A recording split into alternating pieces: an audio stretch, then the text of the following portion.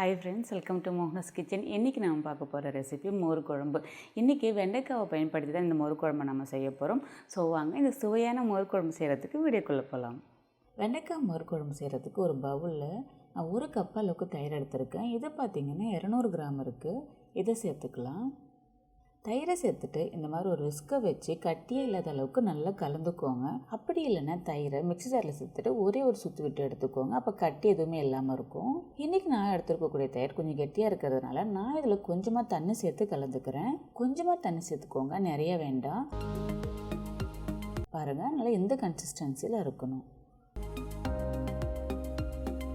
இப்போ தயிர் ரெடியாக இருக்குது. அடுத்து இது கூட சேர்க்குறதுக்கு ஒரு மசாலா பேஸ்ட் ஒன்று ரெடி பண்ண போகிறோம்.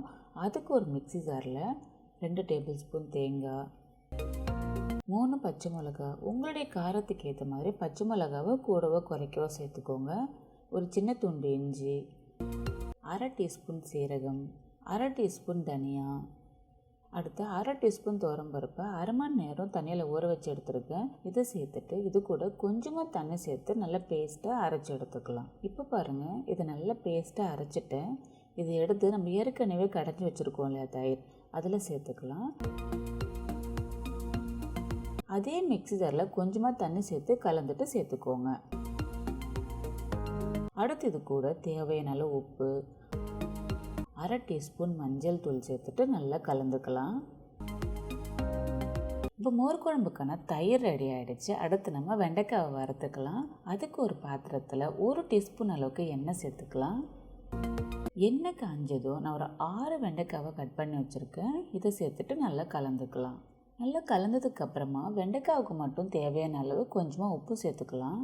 உப்பு சேர்த்துட்டு வெண்டைக்காவை ஒரு 2லேருந்து 3 நிமிஷம் நல்லா வதக்கிக்கோங்க.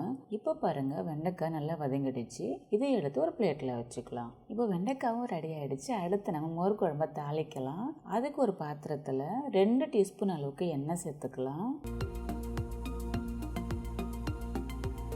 எண்ணெய் காஞ்சதும் 1/2 டீஸ்பூன் அளவுக்கு கடுகு சேர்த்துக்கலாம். கடுகு நல்லா வெடித்த உடனே 1/2 டீஸ்பூன் உளுந்து, 2 காஞ்ச மிளகா, 1 கொத்து கருவேப்பிலை, 1/2 டீஸ்பூன் பெருங்காயத்தை சேர்த்துட்டு நல்லா கலந்துக்கலாம். நல்லா கலந்ததுக்கு அப்புறமா நம்ம ஏற்கனவே ரெடி பண்ணி வச்சுருக்கக்கூடிய தயிரை சேர்த்துக்கலாம். தயிரை சேர்த்ததுக்கு அப்புறமா நம்ம வதக்கி வச்சுருக்கக்கூடிய வெண்டைக்காவை சேர்த்துட்டு நல்லா கலந்துக்கலாம். மோர் குழம்பு எப்பவுமே ரொம்ப கொதிக்க விடக்கூடாதுங்க.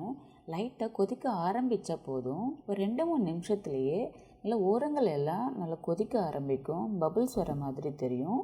அந்த மாதிரி தெரிஞ்ச போதும் நம்ம ஆஃப் பண்ணிடலாம். இப்போ பாருங்கள், ஓரங்கள்லாம் லைட்டாக பபுள்ஸ் வர ஆரம்பிச்சிருக்கு.